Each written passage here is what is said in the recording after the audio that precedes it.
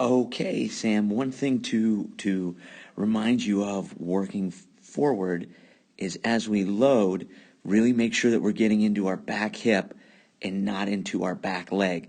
I think we're loading into our back leg a little bit because you can see the movement that you get right here.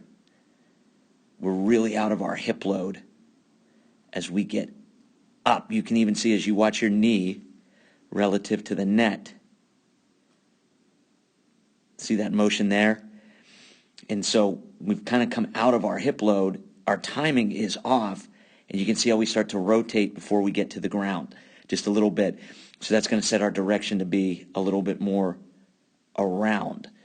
The other thing is, as we get this motion here coming out of our hip load, again, I'm just watching back here, as we get into our back leg and push up, we can't get a real efficient movement with our back half, and that makes us a little bit slower to the ball. As you can see, your front knee isn't locked out at impact because our timing, everything got thrown off in our kinetic chain for getting that lower half drive. But it's an easy fix if you can just feel, hey, as I load, I'm just going to get into that back hip load, not into that back leg load, and then just move forward.